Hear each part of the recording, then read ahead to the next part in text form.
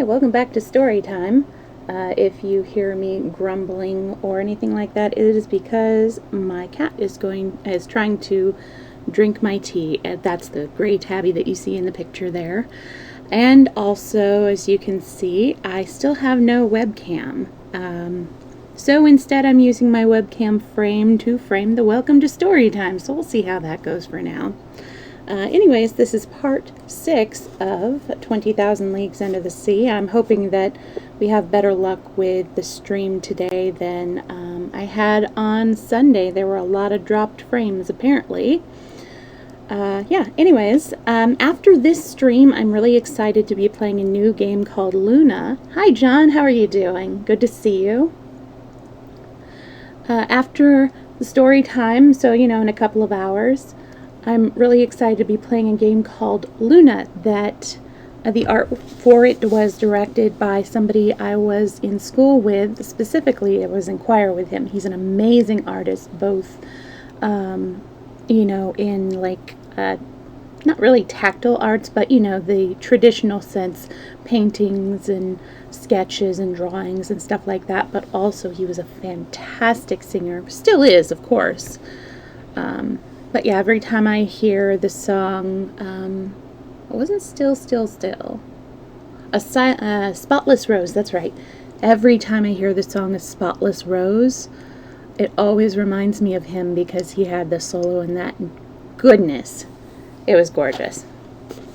Anyways, yeah, how's it going for you, John? Have you been surviving the hot weather we've been having, which luckily has been cooler this past week? I'm really hoping that the microphone isn't picking up my yowling cat.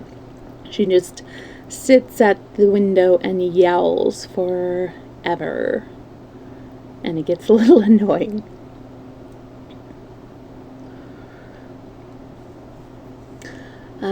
Anyways, I'm gonna go ahead and get started. Things are starting to, get really interesting in 20,000 Leagues Under the Sea. So we are in part 2 of the story, chapter 4, The Red Sea. During the day, the island of Ceylon disappeared from view, and the Nautilus steamed at about 20 miles an hour into the labyrinth of canals that separate the Maldives from the Laccadive Isles. We skirted the island of Kitland, a madreporic formation which was discovered by Vasco da Gama in 1499, and it is one of the 19 large islands of the Laccadive group, situated between 10 degrees and 14 degrees 30 minutes north latitude and 69 degrees and 50 degrees 72 minutes east longitude. We had now made 16,220 miles, or 7,500 leagues, since our departure from Japan. Next day, 30th January, when the Nautilus rose to the surface, no land was in sight. We steered north-northwest towards the Sea of Oman, between Arabia and Hindustan, and which is the mouth of the Persian Gulf. There was evidently no egress. Whither was Captain Nemo leading us? I could not say. This did not satisfy Ned, who asked me where we were going. "We are going," said I, "whither the captain's fancy leads us." "This fancy will not lead us very far, then. There is no other outlet to the Persian Gulf, and if we enter it, we shall soon have to retrace our steps." "Well, then, we must come back again, Master Land. And if, after the Persian Gulf, the Nautilus chooses to visit the Red Sea, the Strait of Bab el-Mandeb is always free to us." "I need scarcely tell you, sir," replied Ned Land, "that the Red Sea is closed equally with the Gulf, since the Isthmus of Suez is not yet cut through, and if it were, a mysterious vessel like ours would not risk herself in a canal intercepted with sluices. So the Red Sea is not our road to Europe." "But I have not said that we are going back to Europe." "What do you think, then?" I suppose that, after having seen the curious localities of Arabia and Egypt, the Nautilus will go back into the Indian Ocean again, perhaps through the Mozambique Channel, perhaps outside Madagascar, so as to gain the Cape of Good Hope. And when we have reached the Cape, asked the Canadian with peculiar insistence. Well, then we shall explore the part of the Atlantic we do not yet know. Ah, friend Ned, you are getting tired of this submarine traveling. You are blasé with the incessant wonders of the sea, varied though they be. For my part, I shall be sorry to come to the end of a voyage such as is given a few men to enjoy. But are you aware that we have been shut up in the Nautilus nearly 3 months? No, Ned, I did not know it. I do not wish to, and I reckon neither hours nor days. But what is the end to be? The end will come in good time. Besides, we can do something, and there is no use talking about it. If you should come to me and say, I see a chance of escape for us, I would go into the question with you, but I would go into the question with you, but that is not the case now, and I tell you frankly, I do not think the Captain Nemo will ever venture into European waters. By this short conversation, you will perceive that I was almost as much attached to the Nautilus as its commander. Ned Land brought the interview to a conclusion by the following muttered words. That is all very well, but my opinion, when one is tired of the thing, there is no fun in it. For 4 days the Nautilus explored the Sea of Oman at various depths, and with varying speed. We appeared to be sailing at random, and if there were some hesitation respecting our route, as if there was some hesitation respecting our route, but we did not pass the Tropic of Cancer. As we left this sea, we caught a glimpse of Muscat, the most important town of the Oman territory. I admired its strange aspect in the midst of the black rocks surrounding it, and against which the white houses and forts stood out in strong relief. The round domes of the mosques, the tapered points of the minarets, and the fresh green terraces were all before us. But it was only a fleeting vision, for the Nautilus again plunged under Oman's green water. We afterwards coasted the Arabian shore for 6 miles, and its line of undulating mountains dotted with ancient ruins. Hi, Josu. Good to see you. On the 5th of January, we entered the Gulf of Aden, a regular funnel introduced into the neck of Bab el-Mandeb, which serves as the entrance for the waters of the Indian Ocean to the Red Sea.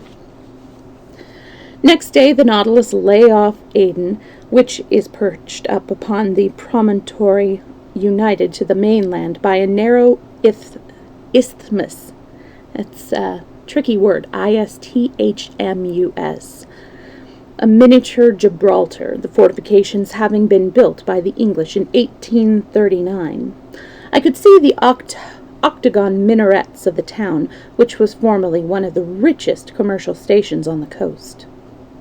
I was certain that Captain Nemo would now retrace his steps, but to my surprise he did nothing of the kind. On the 7th we entered Bab el-Mandeb, which in Arabic signifies Gate of Tears. The strait is 20 miles wide and about 30 long, and, for the Nautilus at full speed, the passage was accomplished in less than an hour. But I saw nothing, not even the island of Perim, by which the British government has strengthened the position of Aden. Too many steamers of all nations passed this strait for the Nautilus to venture to show herself, so we prudently kept under water. At noon, we were in the Red Sea. This sea, celebrated in Bible history, is scarcely refreshed by rain, nor is it supplied by any important river. It is subject to an excessive evaporation and loses each year a layer of water about 2 yards high. A singular gulf, which enclosed and under similar conditions to a lake, would be dried up, and in this respect inferior to its neighbors, the Caspian or the Dead Sea, the levels of which have only descended to the points where their evaporation exactly equals the amount of water received by them.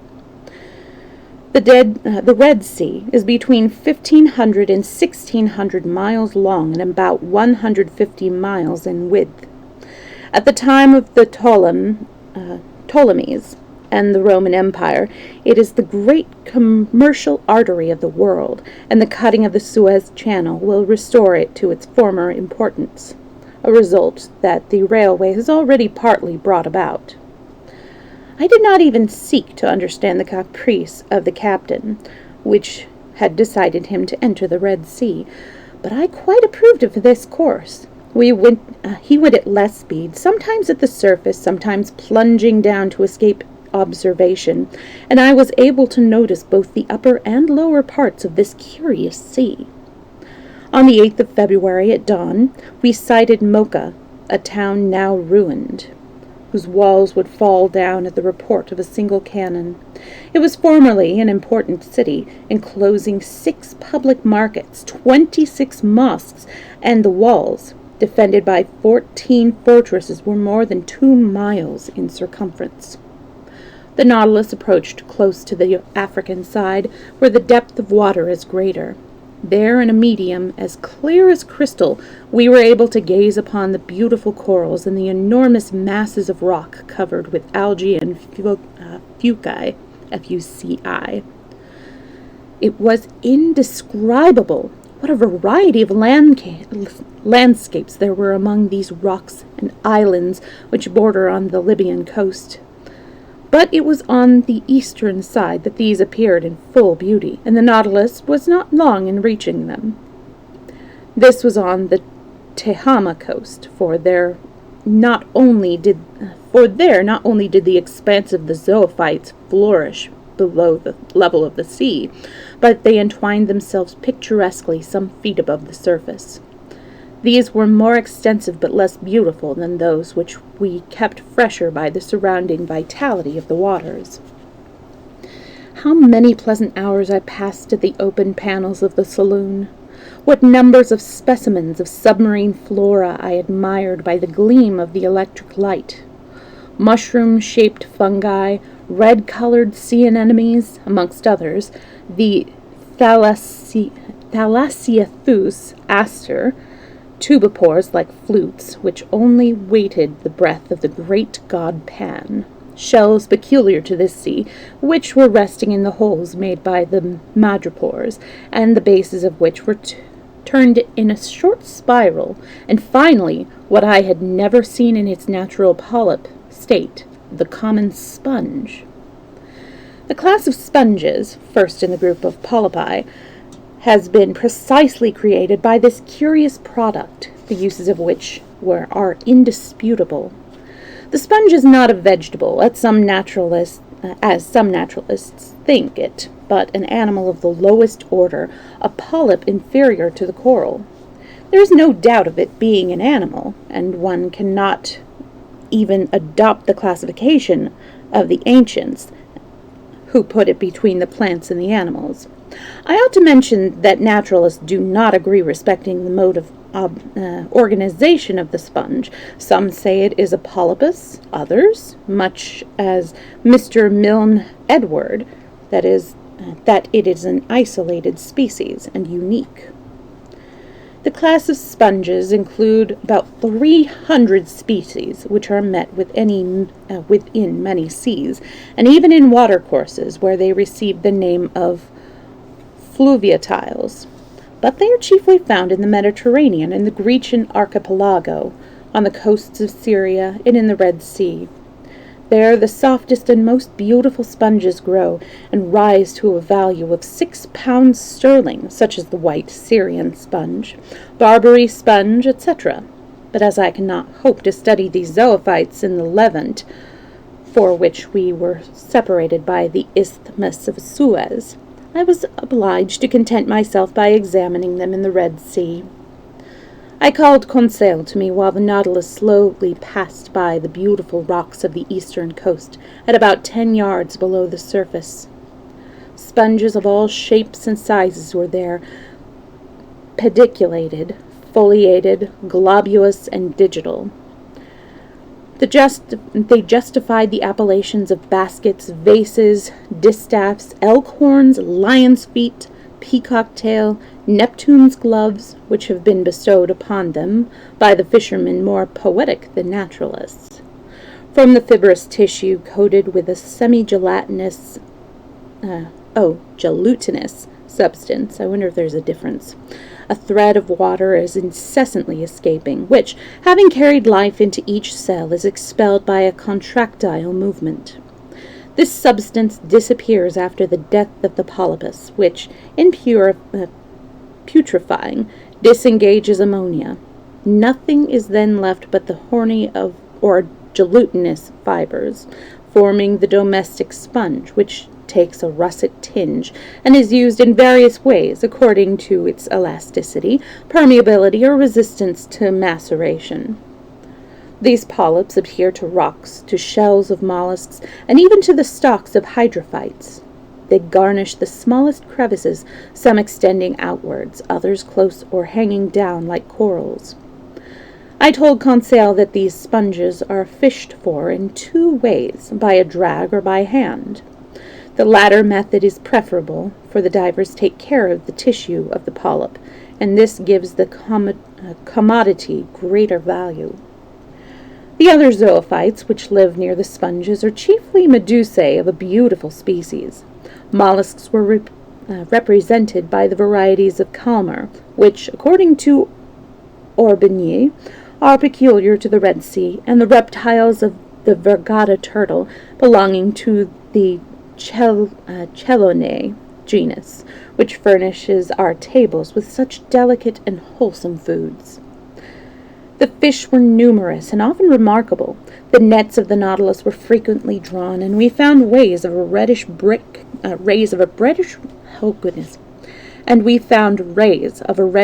color, mullet, gobies, blennies, ballista, hammerfish, and 1,000 other fish common to the oceans, which we had already traversed. On the 9th of February, the Nautilus was in the broadest part of the Red Sea, which is between Soaken on the west and Quonfodah on the east coast, a distance of 90 miles. At noon, Captain Nemo came upon the platform where he found me. I determined not to allow him to go away without having at least given me some hint as to his future proceedings.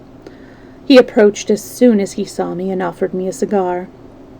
"Well, monsieur," he said, "does the Red Sea please you? Have you sufficiently examined the wonders it contains, its fish and zoophytes, its sponges and corals? Have you seen the towns on the coast?"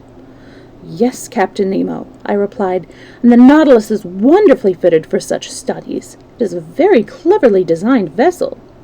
"Yes, sir, clever, fearless, and invulnerable. It neither fears the tempests of the Red Sea, its currents, nor its rocks." "In fact," said I, "the sea is quoted as being one of the worst, and if I do not mistake, its reputation in ancient times was very bad indeed." "Detestable, Monsieur Aronnax. The Greek and Latin writers do not speak well of it, and Strabo says that it is particularly dangerous during the season of Etesian winds and in the rainy season. The Arab historian Idrisi, who was described it under the name of the Gulf of Colzoum, Colzoum, Colzoum, relates that ships have perished in great numbers on its sandbanks, and that no one would venture to navigate it during the night. It was, he states, subject to terrific hurricanes, and interspersed with barren islands, and had nothing good in it, either above or below. Such, indeed, was the opinion of Arrian, Agartharchides, and Artemidorus.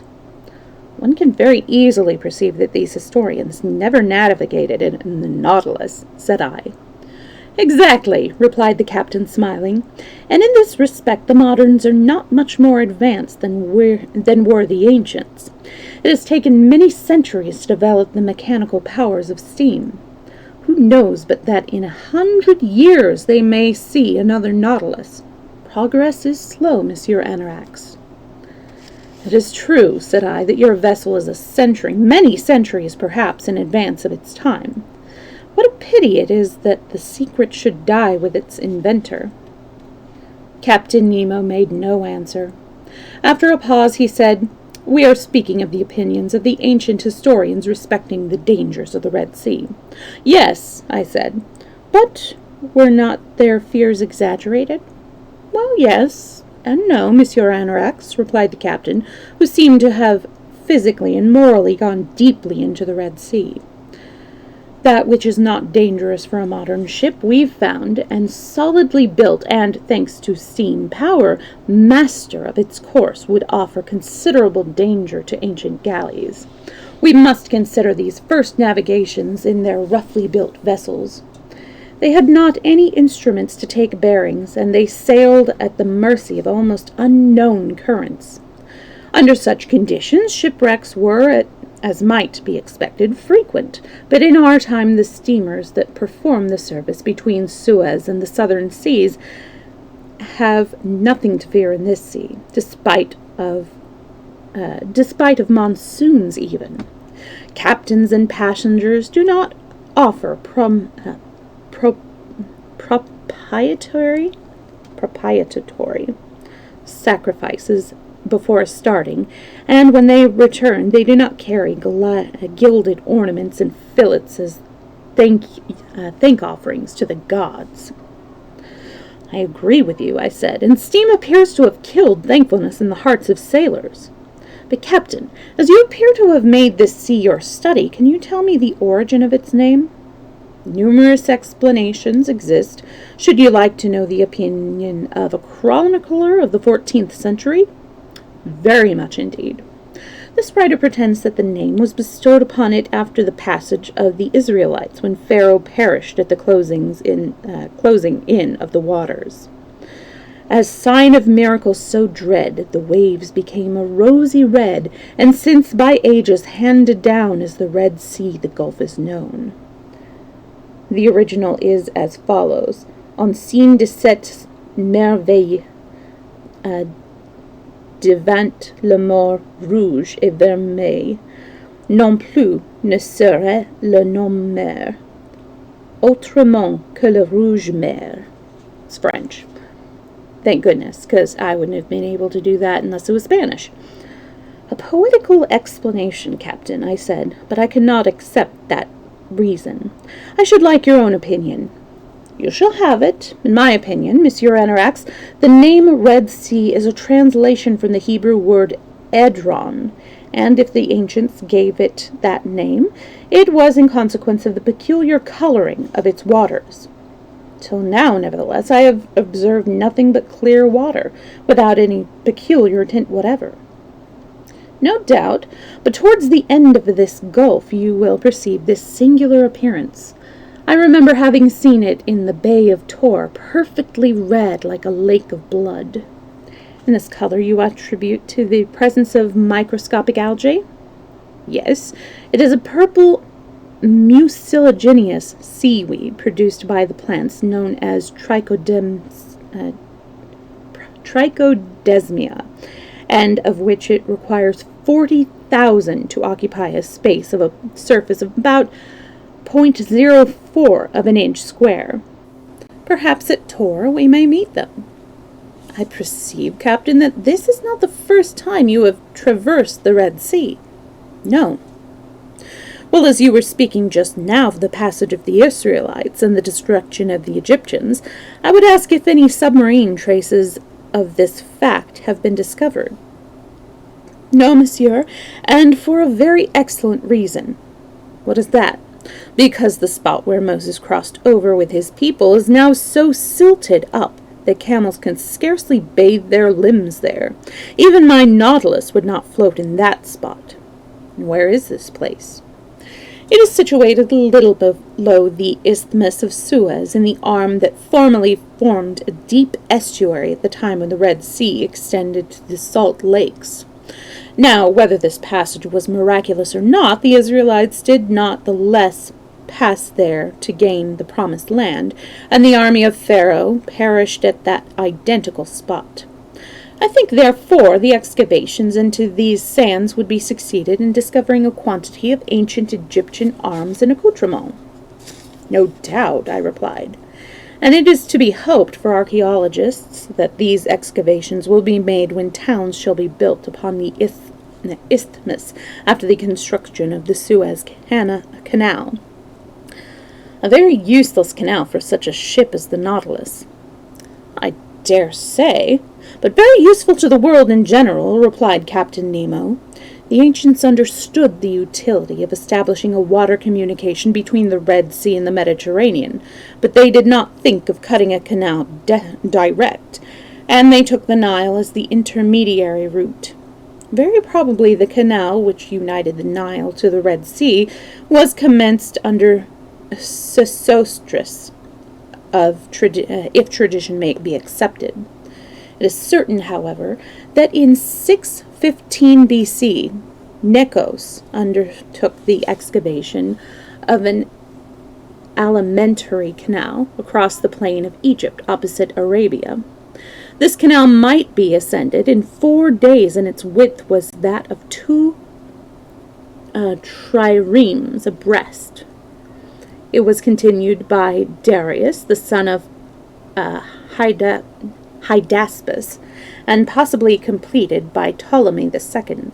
Strabo saw it in use for vessels, but the very slight fall between its point of departure near Babustas to the Red Sea rendered it navigable only for a few months in the year.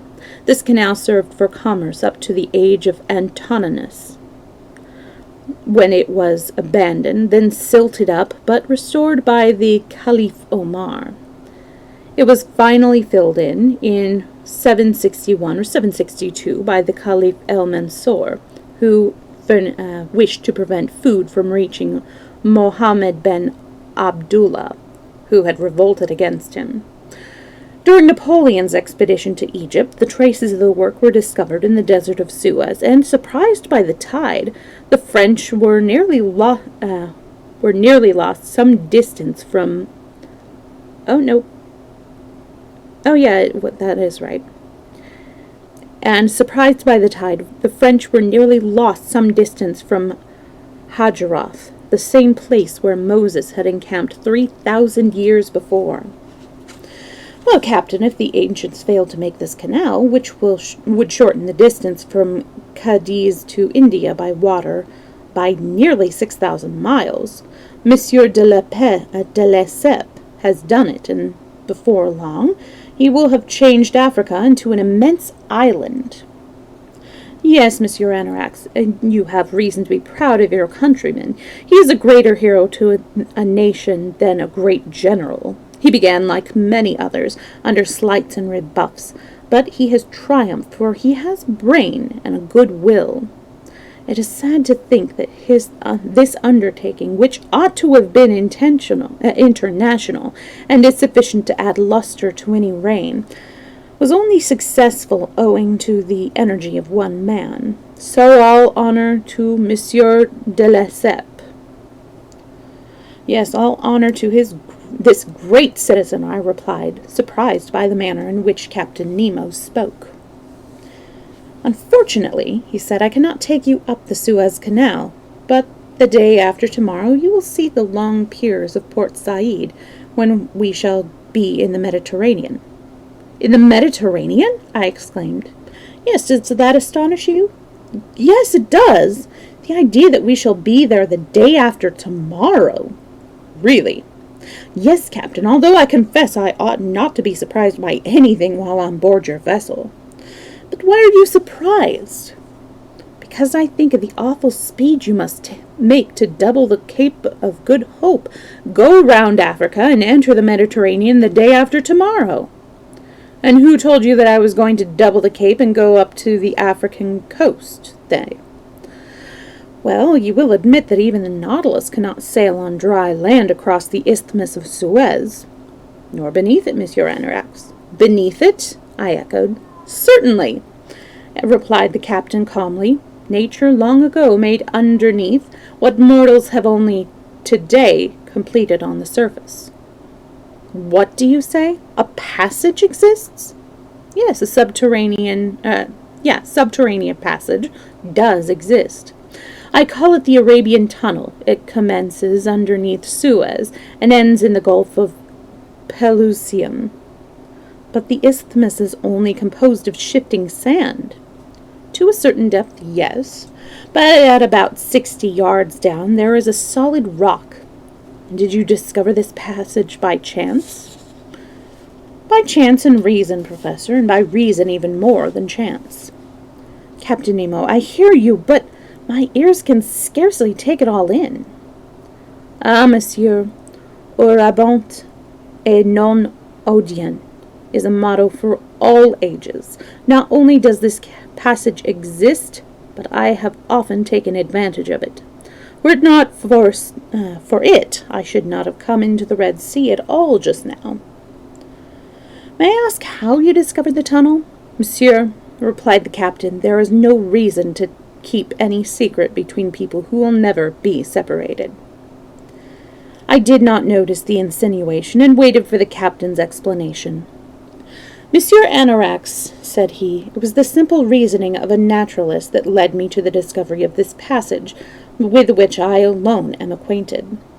I had remarked that in the Red Sea and in the Mediterranean there existed a number of fish identical in every respect. Once certain of this fact, I began to consider whether there might not be some communication between the two seas. If such existed, the subterranean current would flow from the Red Sea to the Mediterranean by the simple difference of level. I then caught a quantity of fish off Suez. I placed on their tails brass rings and let them go. Some months later, on the Syrian coast, I pulled up some specimens of fish, which were decorated with brass rings on their tails. Thus the communication between the seas was demonstrated. I made search with the Nautilus. I discovered the passage. I ventured into it, and, before long, sir, you will also have passed the Arabian Tunnel.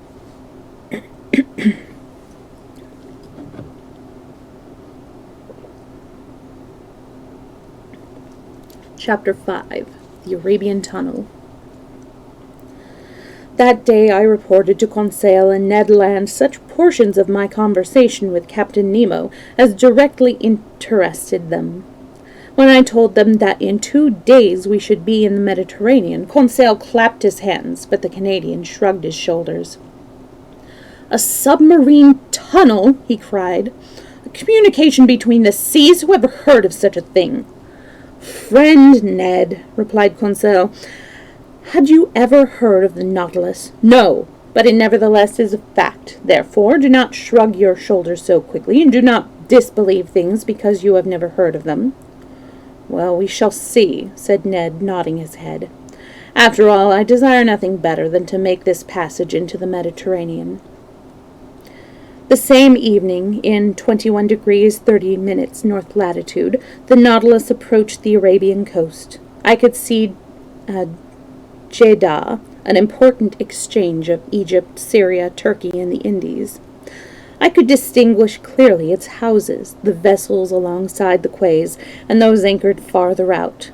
The setting sun fell full upon the houses, making them appear so very white, while farther off some cabins of wood or reeds indicated the Bedouin quarter.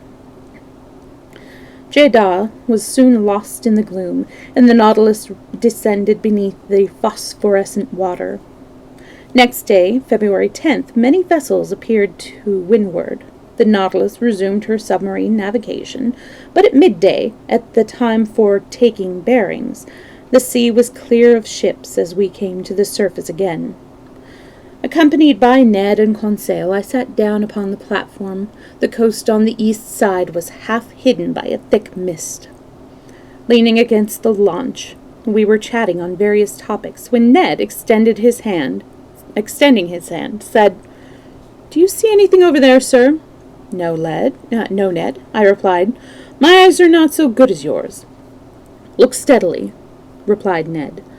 "A little over the lanthorn to starboard. Don't you see something moving?" In fact, I said, after gazing attentively in the direction indicated, I do believe there is a long black body at the surface of the water. Another nautilus? Suggested Conseil. No, said the Canadian. If I mistake it not, it is some marine animal. Are there any whales in the Red Sea? Asked Conseil. Yes, I replied. They are sometimes met with. It is not a whale, said Ned, who still kept his gaze fixed upon the object. Whales and I are such old acquaintances that I cannot mistake them. Let us wait, said Conseil. The Nautilus is going in that direction. We shall soon see what it is. The black object was soon within a mile of us. It looked like a great sandbank. What could it be? I was not able to decide. Ha! It moves! It dives! Cried Ned. 1,000 devils! What can it be? Its tail is not divided like the whales and cachalots, and its fins look as if they had been cut. But then, look, there! Replied the Canadian. It is on its back. It is a siren, a true siren! Cried Conseil, if Monsieur has no objection. The term siren gave me a hint, and I perceived at once that this animal belonged to the order of marine animals, which are fabulously called sirens, half female, half fish. No, I said to Conseil, it is not a siren, but a very curious being of which very few specimens exist in the Red Sea. It is a dugong. Order sirens, group Pisciform, subclass monodolphin, class mammifer, branch vertebrates, replied Conseil. When Conseil had said this, there was nothing to add. Meanwhile, Ned kept his eyes fixed on the dugong, and they shone with expectation. His hand seemed ready to grasp his harpoon, and one would have said that he only awaited the proper moment to throw himself into the sea and attack the animal in its native element. "Ah, monsieur," he said in a voice trembling with eagerness, "I have never killed one of that kind." All the harpooner was in these words. Just then the captain appeared. He noticed the dugong. Understanding the attitude of the Canadian, he at once addressed him. "If you had a harpoon in your hand just now, Master Land, it would burn your palm, would it not?" "Quite true, sir." "And it would not displease you to return to your former avocation for a day, and to add yonder cetacean to the list of your victories?" "It would not displease me in the least." "Well, then, you can try." "Thank you, sir," replied Ned Land with kindling eyes. "Only I advise you not to miss that creature for your own sake." "Is the dugong a very dangerous animal to attack?" I asked, notwithstanding Ned's shrug of the shoulders. "Sometimes," replied Captain Nemo. "The animal will turn and attack its assailant. But with Master Land, this danger is not to be apprehended. His eye is quick, his arm sure. Sorry. If I recommended him not to miss this stroke, it was because I took it.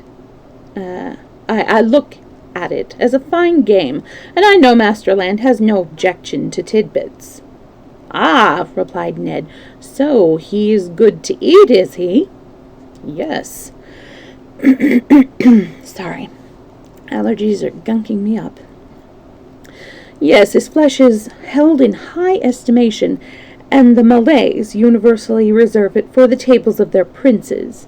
Indeed, they hunt the animal so persistently that, like its relation the manatee, it has become very scarce." "Then, monsieur," said Conseil to the captain, "if that dugong be the last of its race, would it not be better to spare him in the interests of science?" "Perhaps so," replied Ned, "but in the interest of cookery, it will be better to give him chase." "Well, go ahead, Master Land," cried Captain Nemo. Now 7 of the crew, silent as ever, appeared upon the platform. One of them carried a harpoon and line similar to those used in whaling. The boat was lowered. 6 rowers took their places, and the coxswain seized the tiller. Ned, Conseil, and myself sat in the stern sheets. "Are you not coming, Captain?" "No, Professor, but I wish you good sport." The boat shoved off, and impelled by 6 sturdy rowers, rapidly approached the dugong. We slacked speed a few cables' length from the creature, and pulled silently. Ned Land, harpoon in hand, held up his position in the bows and the bows. The usual whaling harpoon is attached to a long cord which is paid out when the animal dives, but in this instance there were only about 12 fathoms of line, and at the end of this a barrel was fastened so as to indicate the course of the dugong in the water. I got up and took a good look at the enemy. The dugong, also known as the halicore, is very much like the manatee or lamantine. His body is terminated by a long tail and its lateral fins by fingers. The difference between the dugong and manatee consists in the former being armed with 2 long and pointed teeth in the upper jaw, which form a defense for each side. This was the animal that Ned was about to attack. Its length was about 24 feet. It did not move, and appeared to be sleeping, which circumstance would render its capture more easy. The launch approached cautiously to within 3 fathoms. The oars were eased. I half raised myself. Ned Land, his body thrown back a little, brandished his harpoon. Suddenly a hissing noise was heard, and the dugong disappeared. The harpoon, forcibly cast, had only struck the water, apparently. "Thousand devils!" cried Ned furiously. "I've missed it!" "No," I said. "The animal is wounded. Look at the blood." But the weapon did not stick in the body. "My harpoon! My harpoon!" cried Ned. The sailors pulled, and the coxswain steered for the barrel. The harpoon was picked up, and the chase recommenced. The dugong came up to the surface to breathe occasionally. The wound had not disabled him, for he swam with great rapidity. The boat, impelled by vigorous arms, flew upon its track. Many times we were close to him, and the Canadian was prepared to strike, but the dugong plunged suddenly, and it was impossible to reach it. You may imagine Ned Land's indignation. He heaped the most energetic forms of expression upon the unhappy animal. For my part, I was annoyed to see the dugong escape us. We pursued it steadily for an hour, and I was beginning to believe that its capture would be a very difficult operation, when the animal was suddenly seized with the idea of retaliation, of which we had cause to repent later, and came to attack the boat. This maneuver did not escape the Canadian. "Look out, men!" he cried. The coxswain addressed his crew, and in this particular tongue, and no doubt put them on their guard. Arrived at 20 feet from the boat, the dugong pulled up. He sniffed the air with its immense nostrils, pierced in the upper part of the muzzle. Then with a spring he threw himself upon us. The boat could not avoid the shock. It was nearly upset, and took in a couple of tons of water, which it was necessary to get rid of. But thanks to the coxswain, we received the blows sideways, and we were not upset. Ned Land, holding on tightly in the bows, struck blow after blow at the gigantic animal, which, having fastened its teeth in the gunwale, nearly lifted the boat out of the water. We were thrown all together in a heap, and I do not know how the adventure would have terminated, had not the Canadian sent a lucky blow direct to the creature's heart. I heard its teeth grinding upon the gunwale, and the animal disappeared, taking the harpoon with him. But the barrel soon came to the surface again, and a few minutes afterwards the body of the dugong appeared floating on its back. We pulled towards it, took it in tow, and returned to the Nautilus. It was necessary to employ some very strong tackle to hoist the dugong on board. It weighed more than 4 tons. It was cut up under the superintendence of the Canadian, and the same afternoon the steward served me with slices of the excellent flesh. I found it very good, superior to veal, but not to beef, if not to beef. Next day our larder was again enriched by some choice game. A flock of sea swallows alighted to the Nautilus. They were a species of Sterna milotica, peculiar to Egypt. The beak is white, the head gray and pointed. The eyes were surrounded by white spots. The back wings and tail are grayish, the belly and throat white, the feet are red. We also captured some dozen Nile's ducks, wild birds of a high flavor. The speed was then lowered. We strolled along, so to speak. I noticed that the water of the Red Sea became less and less salt as we approached Suez. About 5 p.m., we sighted the Cape of Ras Mohammed. This cape forms the extremity of Arabia Petraea, which is included between the Gulfs of Suez and Aqaba. The Nautilus entered the Jubal Straits, which led to the Gulf of Suez. I could distinctly see a high mountain rising up between the two gulfs. It was Mount Horeb, at the summit of which Moses met God face to face in the midst of a fiery bush. At 6 o'clock the Nautilus passed Tor at some distance. At the end of the bay, the waters appeared red as Captain Nemo had stated. Night fell, and the deep silence was sometimes broken by the cry of a pelican or some night bird, and by the noise of the waves or the distant beat of the paddles of a steamer.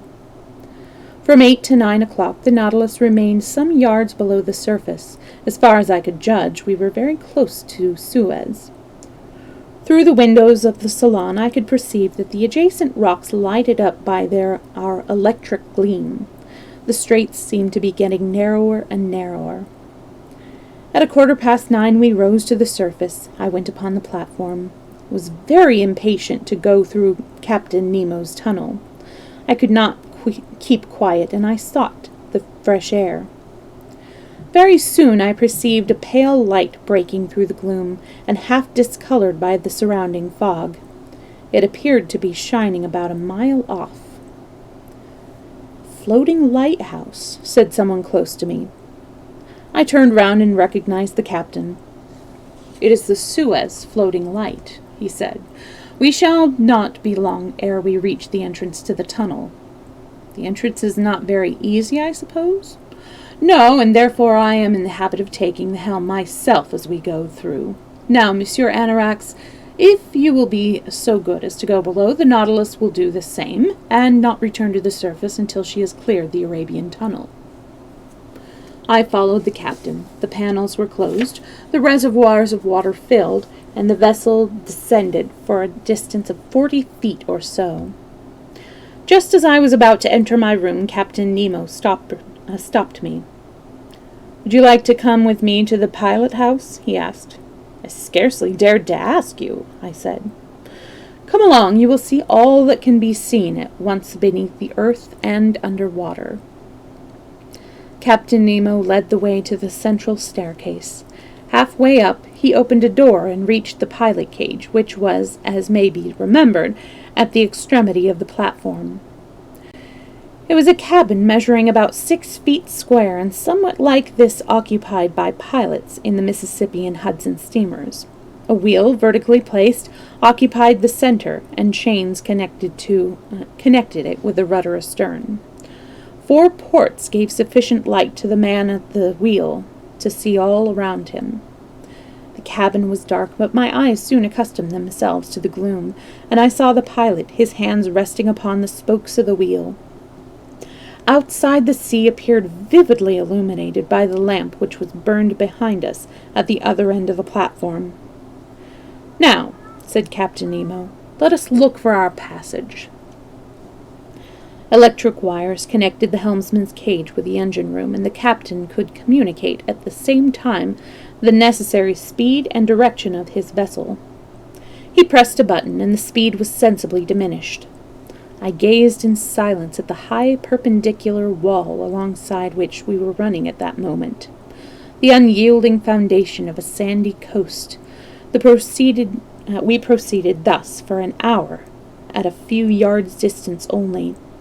Captain Nemo never took his eyes from the compass suspended in the cabin. By a gesture he indicated the steersman the proper direction. I was placed at the port side, and could perceive the magnificent formations of coral, the zoophytes, algae, and crustaceans moving their enormous claws, which were extended from the holes in the rocks. At 10:15, Captain Nemo himself took the helm. A large black gallery opened before us. The Nautilus entered it boldly.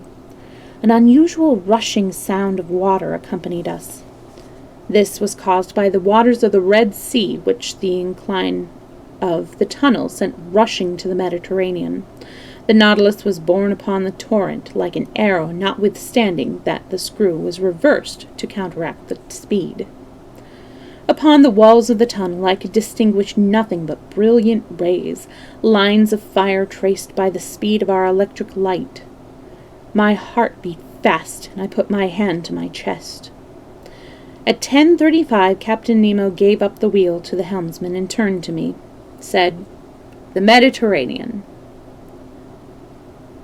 In less than 20 minutes, the Nautilus, carried along by the current, had passed beneath the Isthmus of Suez.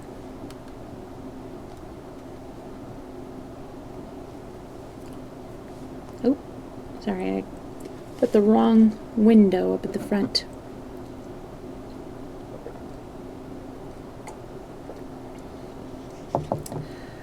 Chapter 6. The Grecian Archipelago. At dawn next day, February 12th, the Nautilus came up to the surface again. I ran up to the platform. 3 miles to the southward, I could see the outline of Pelusium. A torrent had carried us from sea to sea, but the tunnel, though easy to descend, seemed to me impossible to ascend. About 7 a.m., Ned and Conseil joined me. These two inseparables had been calmly sleeping, without troubling themselves about the exploits of the Nautilus. "Well, sir," asked the Canadian in a bantering tone, "and how about this Mediterranean?" "We are floating on the surface," said Ned. "What?" said Conseil. Last night, in a few minutes we cleared the Isthmus of Suez." "I don't believe a word of it," said Ned. "Well, you are wrong, Master Land. That low coast trending to the south is Egypt." "Or some other," replied the infatuated Canadian. "But since Monsieur says it is so," said Conseil, "you must believe him. Besides, Ned, Captain Nemo showed me the tunnel. I was close to him in the pilot house while he steered the Nautilus through the passage." "Do you hear, Ned?" asked Conseil. "And since you have such good eyes, Ned," I added, "you can perceive the piers of Port Said." The Canadian looked attentively at them. "Well," he said, "you're right, sir, and this captain is a wonderful fellow. We are in the Mediterranean. Good, we may talk of our own little business, if you please, but so that we may not be overheard." I saw very well that what the Canadian was striving at. In any case, I thought it better that he should talk, since he wanted to do so, and we all sat down by the lamp, where we were less likely to be subject to the spray. "Now, Ned, we are listening," said I. "What have you to tell us?" "It is not much," he replied. "We are in Europe, and therefore Captain Nemo's vagaries plunge us into the polar seas. I vote we quit the Nautilus." This style of conversation always embarrassed me. I did not wish to be any tie upon my friends, and at the same time I did not want to leave Captain Nemo. Thanks to him and his vessel, I was day by day increasing my studies, and I was rewriting my books respecting the submarine depths in those very depths themselves. Should I ever have such another chance to observe the wonders of the ocean? Certainly not, and I could not bear to leave the Nautilus before our round of exploration was completed. "Friend Ned," I said, "answer me frankly. Are you tired of being on board? Do you regret the fate that placed you in Captain Nemo's hands?" The Canadian did not reply immediately. Then, folding his arms, he said, "Frankly, I do not regret this voyage. I am very glad to have made it, but to have made it, it must have an end. That is my opinion." "It will come to an end, Ned." "When and where?" "Where I cannot say. When I do not know. But I suppose it will end when we can learn nothing more from the sea. Everything must have an end in this world." I agree with Monsieur that when we have been all round the world, Captain Nemo will give us our liberty.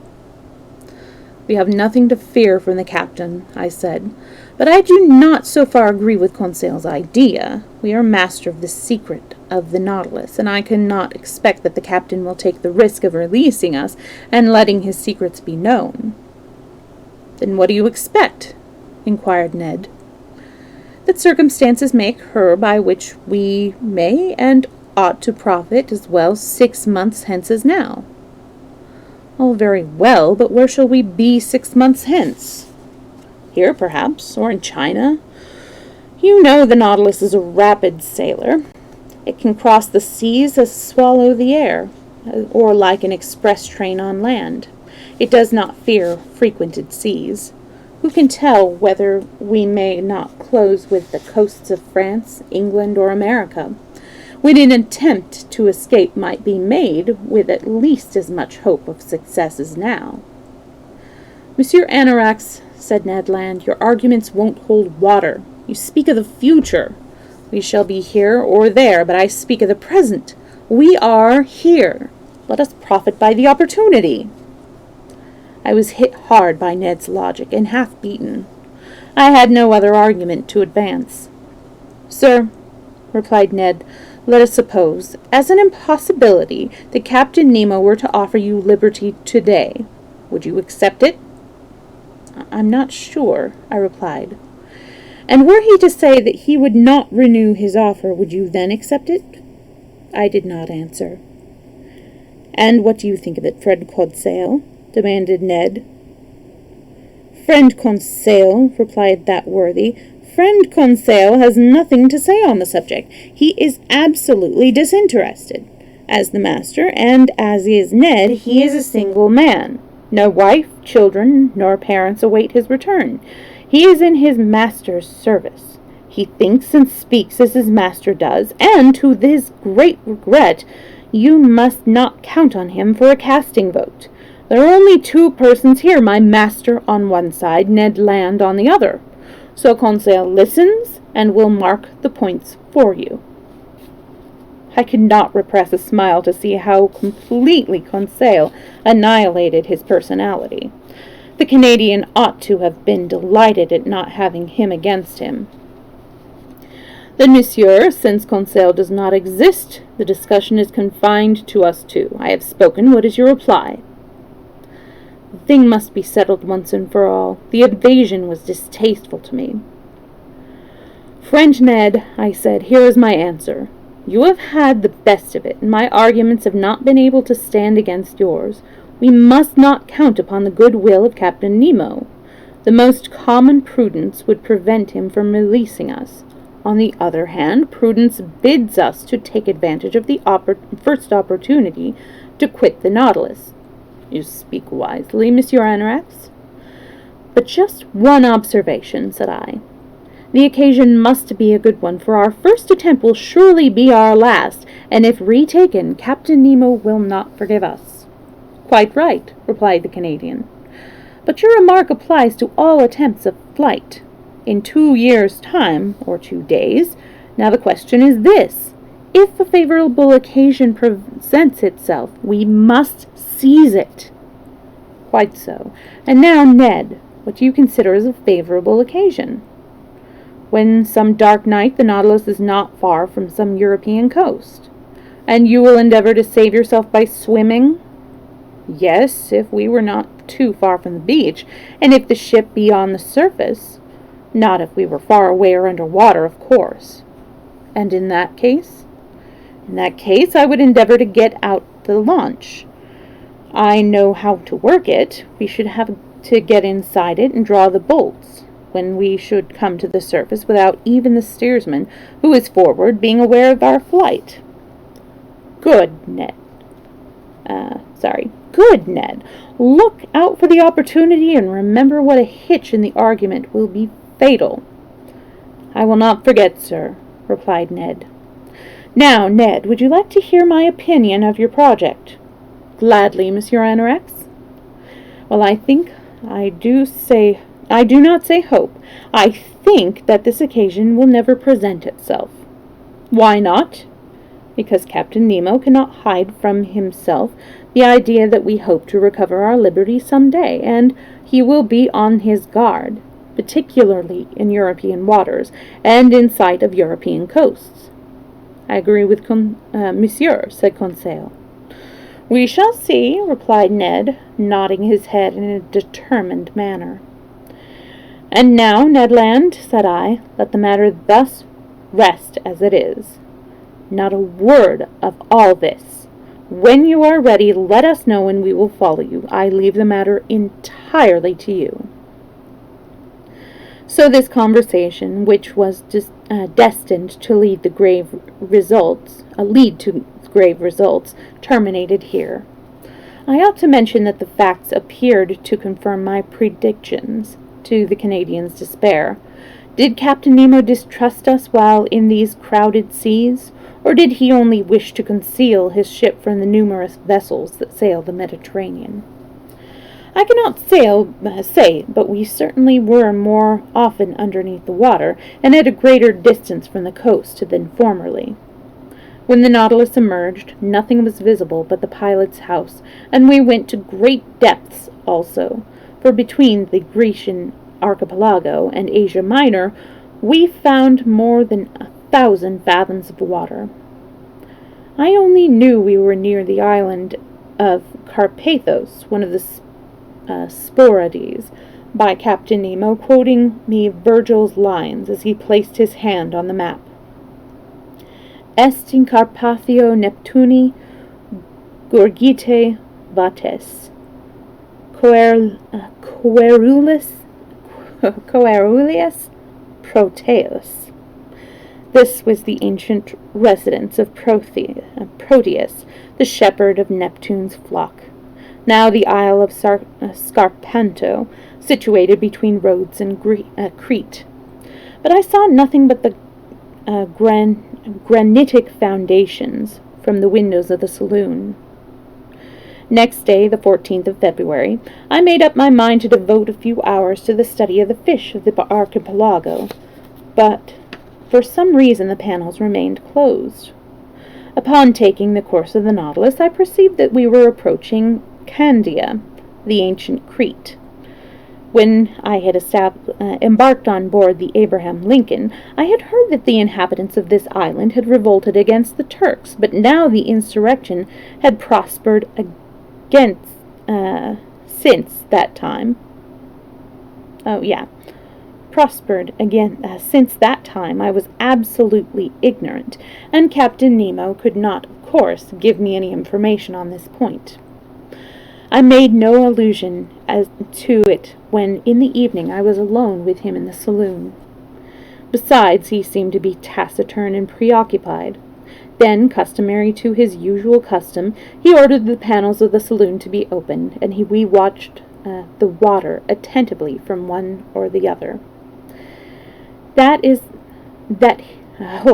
What his purpose was in so doing, I could not divine, and I amused myself by watching the fish. I remarked the gobies mentioned by Aristotle and vulgarly called sea loaches, which are chiefly found in the salt water about the delta of the Nile. Near these were a semi-phosphorescent bream, a sort of sparus which the Egyptians hold sacred, and the arrival of which in the Nile announces a rich overflow and is celebrated by religious ceremonies. I also saw some celones, a bony fish with transparent scales, which are great devourers of marine plants, are most excellent to eat, and were much prized by the epicures of ancient Rome. Another inhabitant of these seas attracted my attention and renewed all my recollections of antiquity. This was the remora, which travels fixed upon the belly of the shark. According to the ancients, this little fish fastened to the keel of a ship could stop its course, and one of them, in this way, kept back the galley of Antony at the Battle of Actium, and thus facilitated the victory of Augustus. On how little the destinies of nations hang! I also noticed some beautiful anthae, which belong to the Luchon order, a fish sacred to the Greeks, who attributed to them the power to chase marine animals from the waters they frequent. Their name means flower, and is justified by these colors, which comprise every shade of red, from the rose to the ruby tint. I was gazing earnestly at these marvels of the sea, when an unexpected apparition appeared. A man appeared suddenly, a diver, carrying at his waist a leather purse. He was not shipwrecked, but a vigorous swimmer, disappearing occasionally to breathe, and then returning immediately. I turned to Captain Nemo and exclaimed, "Here is a shipwrecked man. We must save him at all hazards." The captain made no answer, but approached the window. The diver came nearer, and putting his face against the glass, he looked at us. To my utter astonishment, Captain Nemo made a sign to him. The diver waved his hand, at once ascended, and did not again appear. "Don't alarm yourself," said Captain Nemo. "It is only Nicholas of Cape Matapan, surnamed Pesca. He is well known in the Cyclades. A daring diver, water is his element. He lives in it more than on land, passing between the islands, even as far as Crete." "You know him, Captain?" "Why not, Monsieur Anorax?" As he said this, he advanced towards the cabinet placed near the left window of the saloon. Near to this, I saw a coffer bound with iron, on the cover of which was a plate of copper engraved with a representation of the Nautilus, and the motto, "Mobilius immobile." The captain opened the chest, which held a quantity of ingots. Golden ingots. Whence could he have collected this enormous sum of money? What was he going to do with it? I did not speak. I looked on. Captain Nemo took his ingots and placed them mathematically one by one in the chest, which he filled completely. I estimated that there must have been 4,000 pounds weight of gold, 5 millions of francs, or 200,000 pounds. The chest was securely fastened down, and the captain wrote upon the lid an address, in characters which appeared to me to be modern Greek. That done, the captain pressed a button, communicating with the men's quarters. 4 men appeared, and without any trouble they pushed the chest out of the saloon.